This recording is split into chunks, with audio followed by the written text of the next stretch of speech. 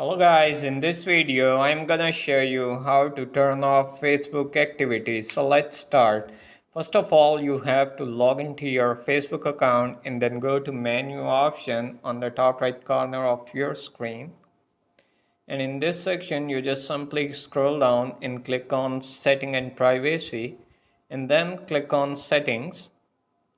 And here you just simply scroll down and in permission option you just see off Facebook activity, so simply click on that, and here you just simply click on view and manage activity, and here you just select the activity which you want to turn off. For example, I want to turn off this activity, then simply click on turn off. That's it. Now you will be able to turn off Facebook activity. I hope this video is beneficial for you. If you like the video, do like, share and subscribe our channel.